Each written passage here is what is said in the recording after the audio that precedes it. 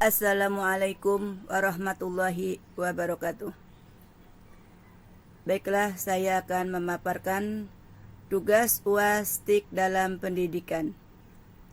Nama Rohyana dengan nomor NIM 201986000110 dengan dosen pengampu Dr. Randa Haja Widya Winata MPD pada mata kuliah TIK dalam pendidikan. Pada tugas ini berkaitan dengan UTS semester ganjil yang lalu, yaitu tentang profil seorang anak laki-laki yang bernama Ismail Ahmad Rizki, usia 9 tahun, kelas 3 sekolah dasar pada SDN Meruya Utara 10 pagi. Deskripsi yang akan saya jelaskan yaitu tentang kesulitan belajar Ismail Ahmad Rizki. Setiap siswa memiliki karakteristik yang berbeda antara satu dengan yang lainnya. Hal tersebut sangat wajar, mengingat mereka berasal dari keluarga dan lingkungan yang berbeda. Dalam hal belajar juga, siswa mempunyai tingkatan dan kemampuan belajar yang berbeda satu sama lainnya. Begitu pula dengan cara belajar mereka, sehingga menyebabkan hasil belajar mereka berbeda pula. Bagi siswa yang cerdas, tentu membuat bangga gurunya dan juga orang tuanya. Akan tetapi, siswa yang rendah prestasi belajarnya menjadi permasalahan tersendiri bagi guru dan juga siswa itu sendiri. Nah, dalam proses bimbingan konseling, bisa diambil sebuah permasalahan mengenai siswa yang rendah prestasi belajarnya atau siswa yang mengalami kesulitan belajar. Dalam hal ini, saya akan membahas tentang permasalahan kesulitan belajar seorang anak yang bernama Ismail Ahmad Rizki, jenis kelamin laki-laki, berusia 9 tahun, kelas 3 sekolah dasar, di SDN Meruya Utara 10 pagi. Ismail memiliki hasil belajar yang rendah di kelasnya. Nilai rendah tersebut tidak hanya untuk 1 atau 2 mata pelajaran saja, tetapi hampir semua mata pelajaran.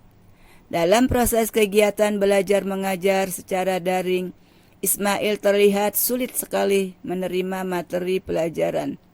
Selain itu, Ismail juga tidak bisa fokus terhadap pelajaran. Ia lebih suka bermain dengan temannya atau main game di YouTube. Hasil belajarnya tidak pernah tuntas dan tidak pernah selesai. Hasil belajar tidak sesuai dengan perintah soal yang diberikan. Ismail tidak pernah mau memperbaiki hasil belajarnya, walaupun itu salah, dan ibunya memberitahu untuk diperbaiki, namun Ismail tetap berkeras tidak mau. Dan itu saya dapat informasi dari ibunya. Selain itu juga, karena Ismail belajarnya kurang bimbingan dari orang tua, terutama ibunya. Karena ibunya bekerja, sehingga Ismail belajar online atau PJJ sendiri di rumah. Refleksi. Permasalahan Ismail di atas tentu menjadi kekhawatiran guru dan juga orang tua Ismail.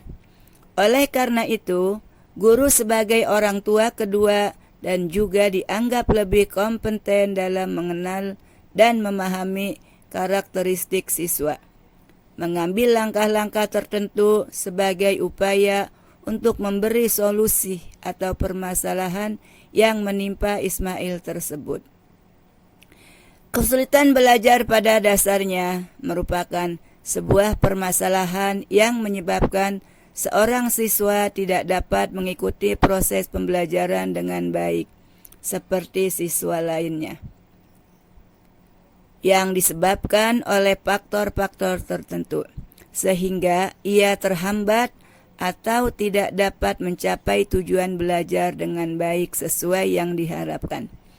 Pada dasarnya, kesulitan belajar yang dialami siswa tidak selalu disebabkan oleh rendahnya tingkat inteligensi atau kecerdasan siswa.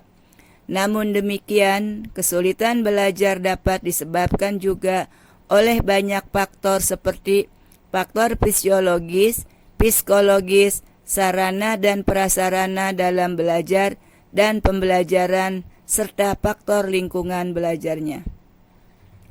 Faktor penyebab kesulitan belajar dapat dikelompokkan menjadi faktor internal dan faktor eksternal.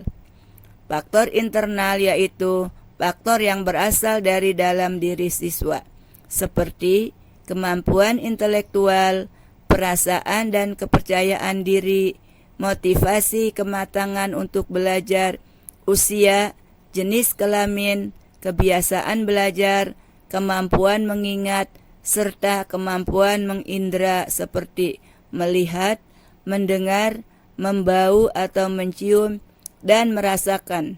Sedangkan menurut Abu Ahmadi dan Widodo Supriyono bahwa faktor internal yang menjadi penyebab kesulitan belajar pada siswa yaitu faktor fisiologis dan psikologis.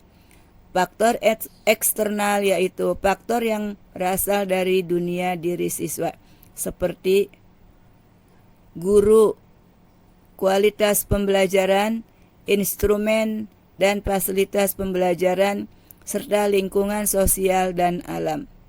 Sedangkan menurut Abu Ahmadi dan Widodo Supriyono bahwa faktor eksternal yang menyebabkan kesulitan belajar yaitu faktor non-sosial dan faktor sosial. Selanjutnya, diagnosa dan solusi kesulitan belajar. Menurut Sugihartono dan kawan-kawan, diagnosa kesulitan belajar dapat diartikan sebagai sebuah proses yang dilakukan oleh guru untuk menentukan masalah ketidakmampuan siswa dalam belajar, yang dilakukan dengan cara meneliti berbagai latar belakang, faktor penyebabnya dengan cara menggunakan gejala-gejala yang tampak dan dapat dipelajari. Diagnosis kesulitan belajar bertujuan untuk membantu siswa mengatasi kesulitan belajarnya melalui berbagai alternatif pemecahannya atas dasar data dan informasi yang lengkap dan akurat yang telah terkumpul.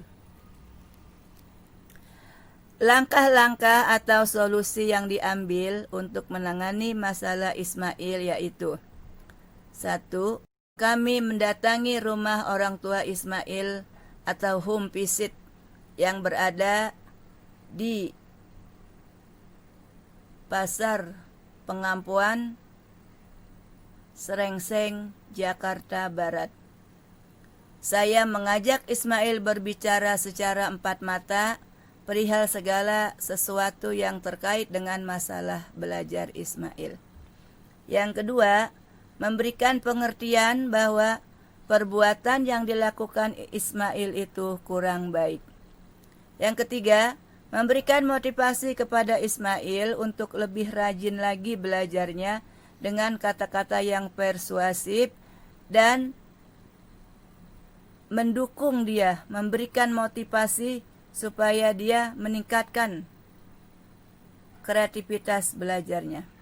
Yang keempat, menjelaskan kepada Ismail akan pentingnya belajar, baik untuk sekarang maupun untuk masa depan diri Ismail.